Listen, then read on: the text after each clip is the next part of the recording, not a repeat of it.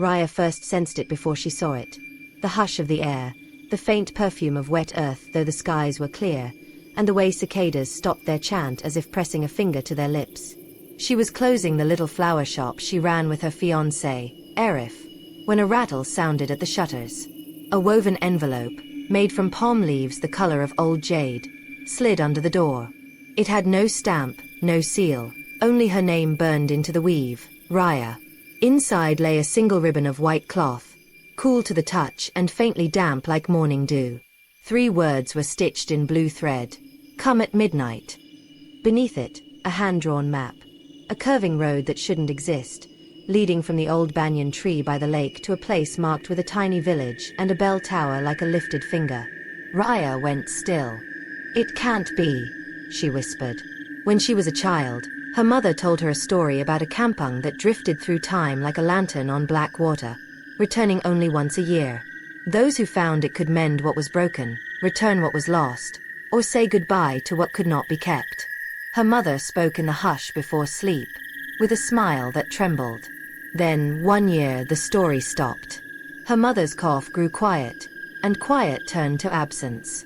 They buried her under frangipani blossoms, and Raya taught herself not to believe in drifting villages or bells that could stitch a heart. Now the map lay on the counter, and the air smelled like the hour before rain. Arif locked the door and stepped closer. What's that? A prank. The lie tasted like dust.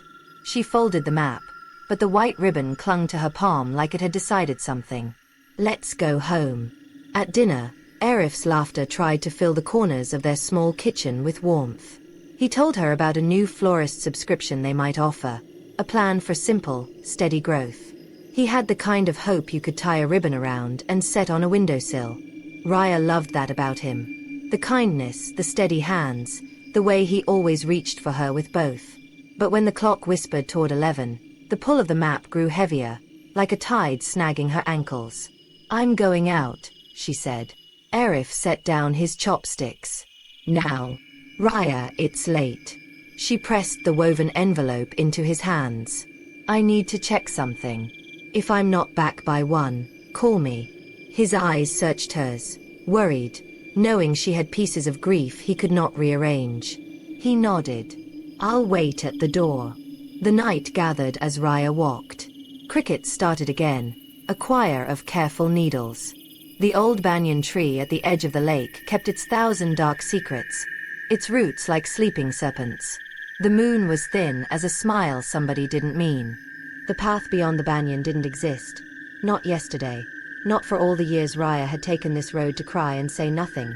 But tonight a silver thread of road unspooled across the water, made of fog that held her weight.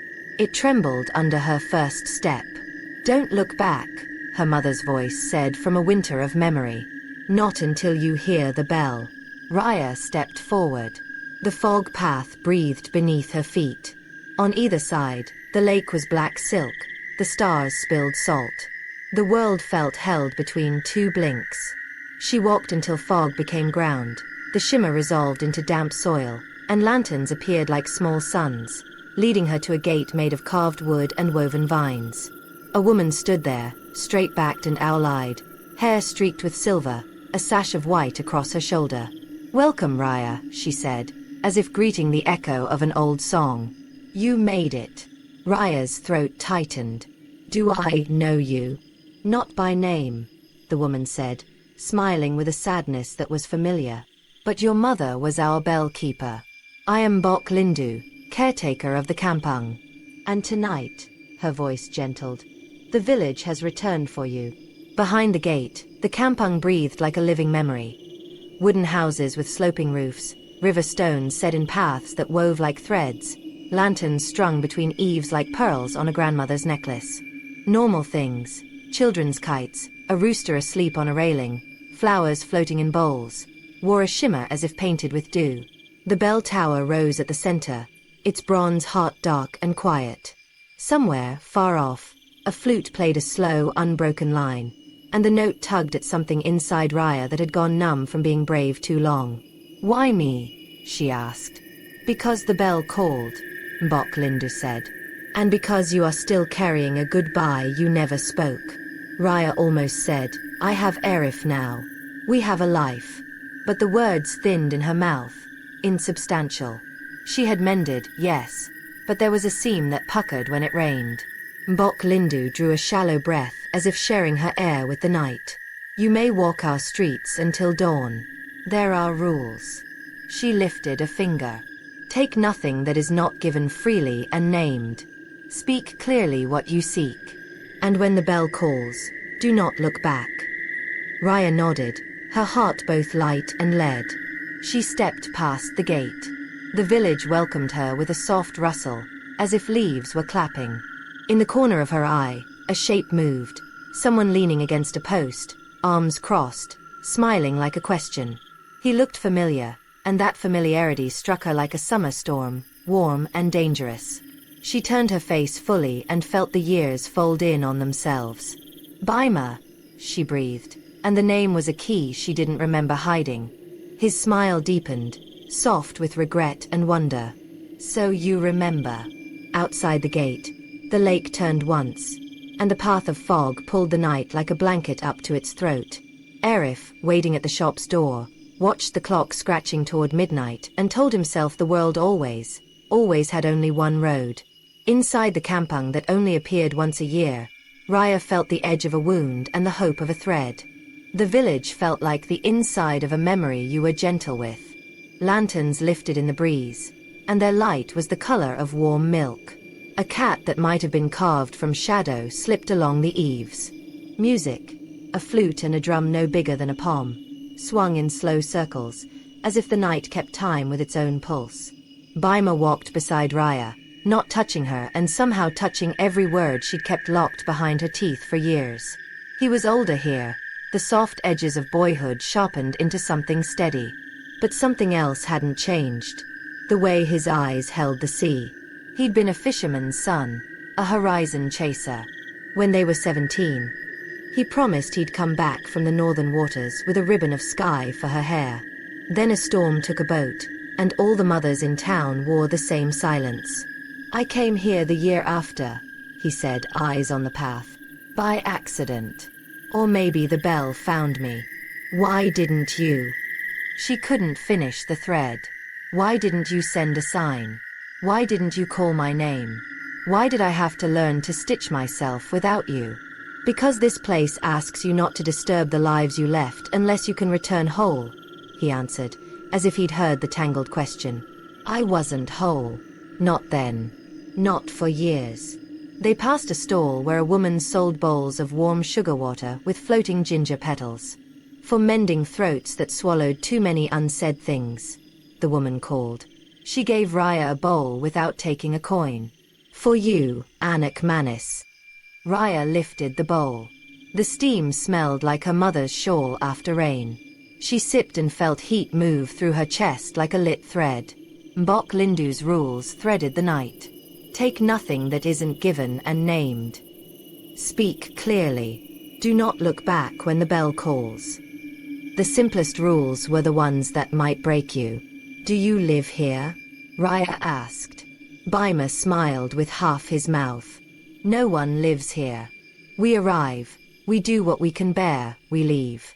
The village keeps the rest for another year. They crossed a small bridge over a ribbon of water that hummed. Children leaned over its edge and sent paper boats carrying scribbled wishes.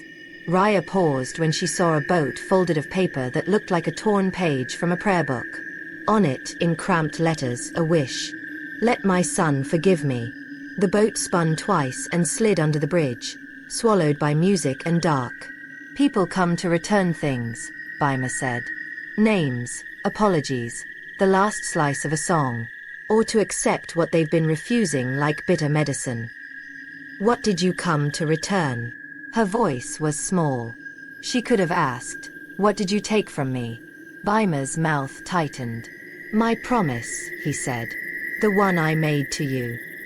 He met her gaze, and in it she saw a boy with salt on his eyelashes, lifting a hand at the pier, saying wait for me, not knowing that some storms are not weather but fate.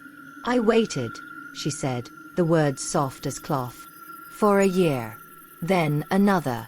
I learned to pretend waiting was a kind of living. "And now?" he asked. "Now I'm engaged," she said, and said it gently, as if laying a flower on a stone. "Arif is good. He holds the world with both hands." Baima's expression didn't crack. It softened. "Then this is not a stolen night. It is a night to return what we both couldn't carry." At the bell tower, Mbok Lindu waited with a basket of river stones etched with words. Forgive. Release. Remember. Promise. She invited Raya to choose one and hold it until dawn. "When the bell calls," Mbok said, "you must decide what to return and what to carry. Speak its name and place the stone beneath the bell." Raya's fingers hovered over remember and release like wings deciding where to land. She took remember. The weight settled into her palm with a quiet certainty. Baima chose nothing. "Some weights have already chosen me," he murmured. They walked on, toward a house Raya knew before she knew it. The door's paint was the same pale green her mother loved, chipped in the corner where a bicycle once kissed it too hard. The window boxes grew jasmine and the small scarlet flowers her mother called Putri Malu, shy princess. Raya reached for the doorframe and felt how the wood remembered the heat of 1,000 afternoons. Inside, the room kept time for her. The table with a faint cup ring shaped like a moon, the radio that needed a firm slap to sing, the basket of mending where needles rested like small soldiers. A shawl lay on the chair. Raya picked it up and inhaled. It smelled like lime leaves, soap, and the thing every child searches for in a crowded market, the exact shape of home. She turned to Baima, to share the impossible ache, and found him not over her shoulder but across the room, near a framed photo she hadn't seen since it was lost in a move, the one where her mother squinted, laughing, because the sun insisted on putting a hand over her eyes. Baima was crying without sound, the way fishermen cry, rivers in their throats. "I used to come here when the village returned," he said. "I would sit in this house and listen to the radio, and the static would tell me stories about everyone I left. I didn't know you were still. Somewhere." The sentence shook like a bridge in wind. "I was learning to be a man who keeps silences for the right reasons," he said. "Not the wrong ones." The bell didn't ring yet. Dawn was a long promise away. But in the pause before fate sharpens, Raya asked the question that had waited with her in the flower shop, in dreams, in the part of her heart that still listened for footsteps on the pier. What did the storm take? Baima looked at his hands. Fear, mostly. And the boy who thought love was the same as a horizon. And what did it leave? He met her eyes. The man who can finally let you go. A breeze slipped through the window and lifted the shawl on Raya's shoulder. Somewhere, the flute changed keys, and the air around them changed with it. The night was still theirs, but the kind of choices that wait for bells had already begun to choose. Near midnight's middle, when even owls blink more slowly, Mbok Lindu knocked on the door of the greenhouse. "Raya," she said, "there is something of your mother's you must hear." They followed her through a lane stitched with lanterns and scent of pandan, to a long, low hall lined with wind chimes. Each chime had a different voice. Shell, bamboo, glass, bone. Some sounded like the first rain, some like laughter remembered in a quiet room.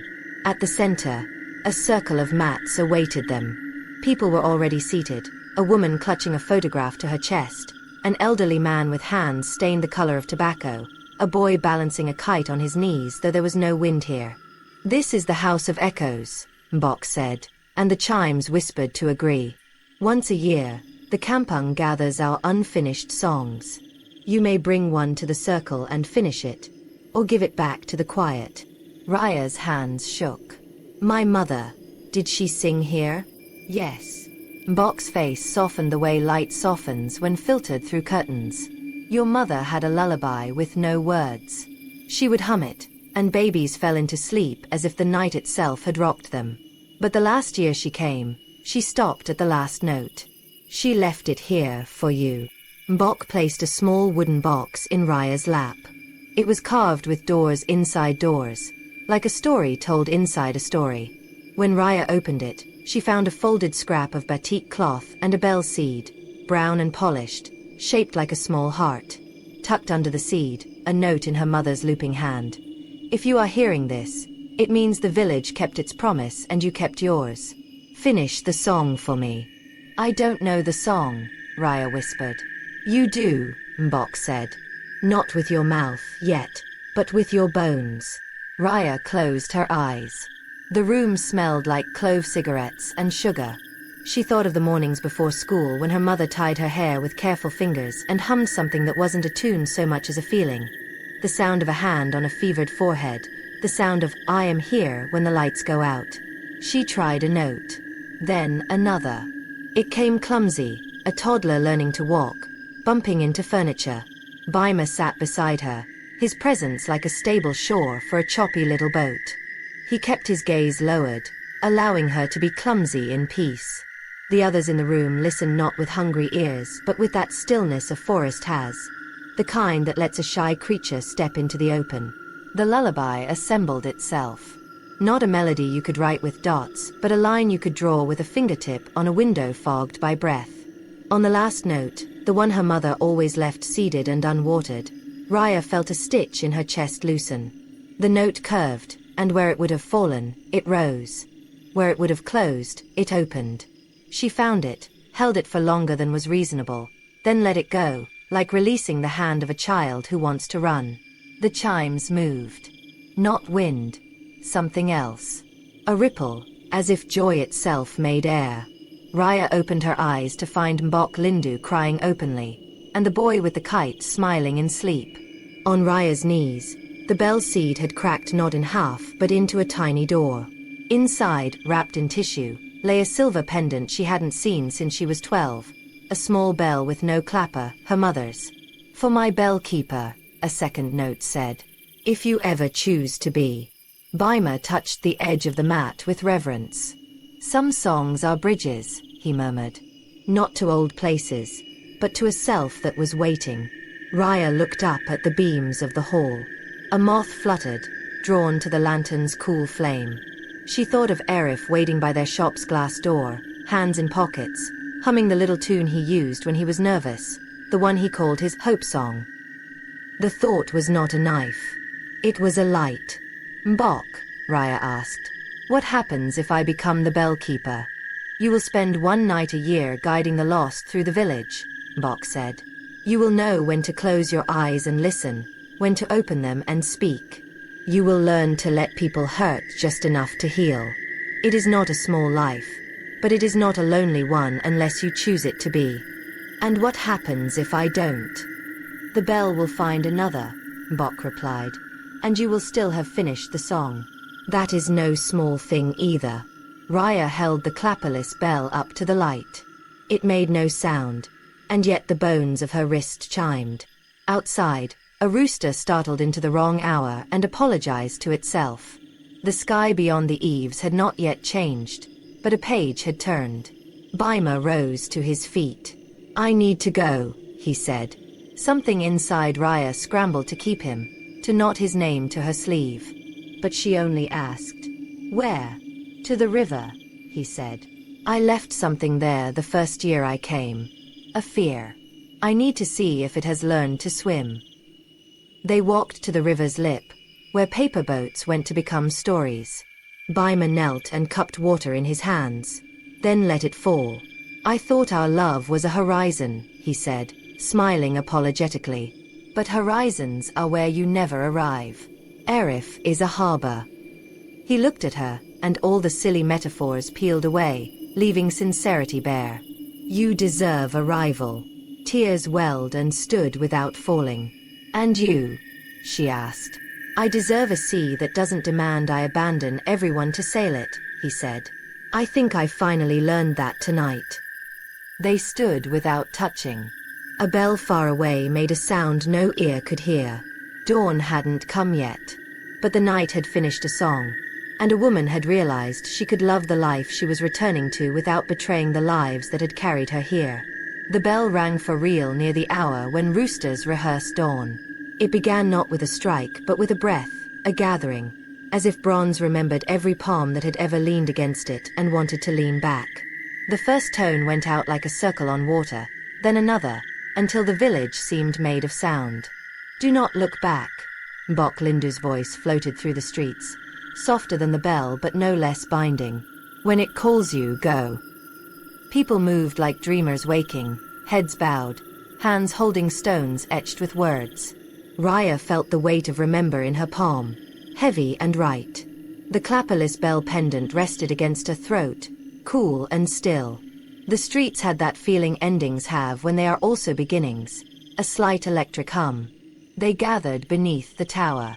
The bell looked different in the not-quite morning. Less like an object and more like a mouth that could speak if you asked it kindly. Mbok Lindu stood before it, palm on its side. "This is where we return what we cannot carry through a second year," she said. "This is where we name it, and it becomes a path instead of a weight." One by one, people stepped forward. The elderly man laid down a stone marked forgive and murmured a name as fragile as moth wings. A young mother placed promise and kissed her fingertips, as if tasting salt and sweetness both. The woman with the photograph released release and did not fall. She stood taller. Raya stepped forward and found her throat thick. The word etched on her stone stared back. Remember. How could she return remembering? She didn't want to forget her mother, or the way grief had remade her, or the boy who had taught her how to want the horizon and the man who taught her how to want the home. Then her eyes landed on Mbok's face, and the answer loosened like a knot convinced by patient fingers. Not remembering as a whole. A memory. Raya knelt. She pressed her stone to the ground and spoke to the dust that made houses, bowls, and people both. "I return," she whispered. "The memory of the day my mother died." The words shook, but as they left her mouth, they straightened. "I will keep her laughter," she continued. "I will keep the way she buttered toast all the way to the edges. I will keep her advice about choosing shoes and husbands. Comfort first, beauty will follow. I will keep the lullaby with no words." She touched the pendant at her throat. But the day itself, the hours with the tubes and the sour smell and the way the light wouldn't look at me, I will lay that down. She set the remember stone beneath the bell. The ground accepted it the way a mother accepts a crying child. No questions asked. The bell's next tone softened. The village exhaled. A hand touched her shoulder. Arif's voice, warm and breaking, came from the edge of the crowd. "Raya!" She turned too quickly, forgetting the rule. Then remembered it and kept her eyes on the bell's base, on dust and ants and a blade of grass growing where it shouldn't. She didn't look back. But she could hear the tremor in Arif's breath. "I followed," he said, and even his apologies sounded like a careful gift. "I saw a road over the water. I couldn't let you walk a world alone." Mbok Lindu approached Arif as if approaching a startled deer. "You have broken no rule," she said, gentle but firm. "But this place asks a price for those who enter without being called." Arif's fingers searched for Raya's, found them, curled around with the steadiness she loved. "Name it," he said. "A single memory," Mbok said, and her eyes held sorrow and respect. "Not your life. Not your love. Something you can return without becoming less." Arif's grip tightened. Raya squeezed back. "We'll decide together," she said. He shook his head, smiling in that lopsided way that always looked like sincerity choosing the shorter road. "No. I asked to follow. I'll pay." He closed his eyes a moment, then opened them, wet at the edges. "I return," he said, voice clear. "The memory of the first time I saw Raya cry." Raya's breath caught. He pressed on. "I was grateful to be the one holding the tissue. But I don't want to be the man who keeps her pain as my proof of belonging. I will keep the memory of her laugh at my terrible jokes. I will keep the way she sings wrong lyrics and refuses to be corrected. But I will not keep her tears as if they make me necessary." He placed his palm against the bell's base. The bell rang a note that felt like a window opening. Raya cried anyway. Quiet tears, good ones. And Arif's thumb brushed them away with such gentleness that the village itself leaned closer. Baima, standing at the fringe, bowed his head and smiled into his hands, a blessing spoken without words. When the bell called everyone to the fog road, the rule came for them. Do not look back. People obeyed not out of fear, but because they could feel the truth behind it. To carry this place into the next day required trust, the kind that walks forward while the heart turns twice in the chest like a bird preparing for flight. Raya took a step, then another. She kept her eyes on the silver of the path, on Arif's hand in hers, on the soft push of dawn behind the lake's edge. The village hummed a goodbye that felt like a hello. She did not look back, not even when she felt Baima's gaze touch her like sunlight through leaves. At the far shore, the fog unspooled into dew, and the banyan tree exhaled. They stood in the pale blue of the almost morning. Arif wiped his cheeks with his sleeve and laughed, surprised by the sound. "I don't remember why we bought that extra box of tissues last year," he said, forehead crinkling. "But I don't think I need to." Raya leaned into him and felt, not a horizon, but a home. Behind them, if they had looked, the village would have been gone. Ahead of them, the day waited like paper waiting for ink. A year passed the way years do when they are watched with gratitude. Slowly in the mornings, quickly in the afternoons. Raya and Arif married in a ceremony so small it felt like a secret shared with the sun. Her bouquet was made of frangipani and a sprig of jasmine. The pendant bell rested at the hollow of her throat, a promise kept quiet. They laughed more than they cried. When the shop was slow, they took turns inventing names for new arrangements. Dawn in a teacup, mending weather, no need to be brave today. When the rains came, they put buckets under the leaks and danced around them. Raya did not forget the kampung. She carried it like a warm stone in her pocket. Some evenings, she hummed the lullaby with no words, and Arif would look up from inventory and smile, like noticing a bird perched on their windowsill. She did not tell many people about the village. The truth didn't fit inside ordinary sentences without losing its edges. Instead, she let it shape her days. She apologized more quickly. She forgave more easily. When customers came with eyes red from the kind of night that breaks you into uneven pieces, she offered ginger water and a place to sit. On the last night of the next dry season, the air shifted again. Cicadas paused. The smell of before rain threaded through the city. Raya stood by the shop door, the woven envelope in her hand. This time, it had her name and another, Raya, bellkeeper.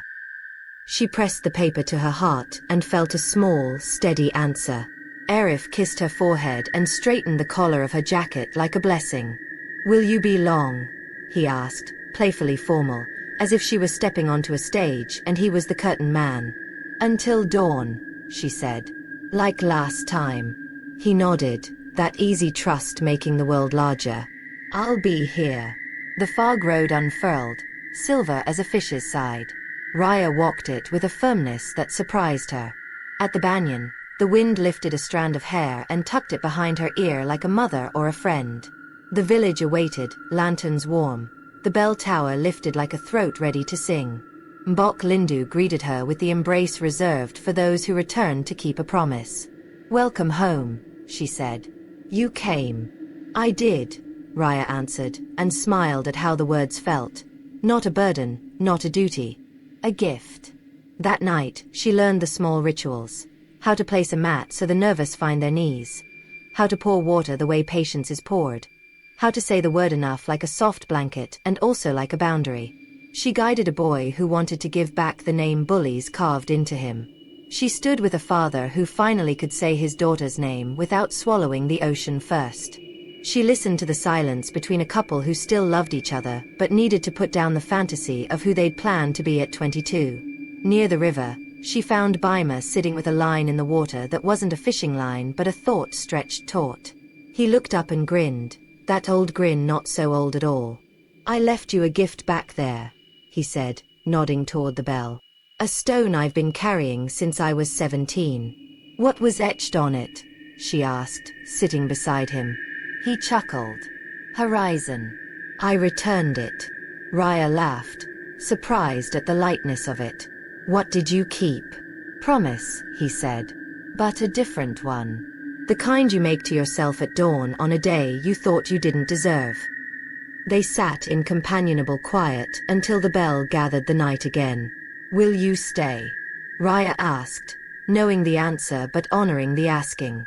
Only until the mist thins, he said. I have a harbor now too. He didn't say which. He didn't have to. Not all love is romantic. Not all endings end. When the bell called the departure, Raya did what she had guided others to do. She walked without looking back. She knew now that not looking was not denial. It was trust. The village would return in a year because promises kept remake the world. At the far shore, Dew painted her shoes. The first birds practiced syllables. Arif was waiting with a thermos of ginger tea and a slice of sweet bread wrapped in a handkerchief. The thermos was still warm, the bread still soft. The handkerchief smelled faintly of their shared laundry soap. He held out the cup. For mending throats that swallowed too many unsaid things, he said, proud to remember the line. She took it, laughing. You listen when I tell my strange stories. I listen especially then, he said. They walked home with the kind of tired that isn't exhaustion but completion. The city woke around them. A bus sighed, dogs debated territory. A neighbor watered the two brave plants on her balcony. The day took their hands and led them into itself. That evening, after the shop closed and the last lantern was pinched out, Raya set the clapperless bell on the counter and rested her palm on it. It made no sound, and still the room filled with ringing. The ringing of a heart that had learned to keep and to return, to love a harbor without hating the sea, to guide the lost one night a year and live joyfully in the ordinary the other 364. Later, when she slept, she dreamed of the village. Not of the fog road or the bell, but of something smaller. A line of paper boats on a quiet river, each carrying one word written by 100 different hands. Thank you. And when she woke, there were tiny grains of dried dew on the windowsill, shaped like commas, as if the night had left punctuation for the story they were still writing. Raya smiled, kissed Arif's shoulder, and began the morning with a song that had no words.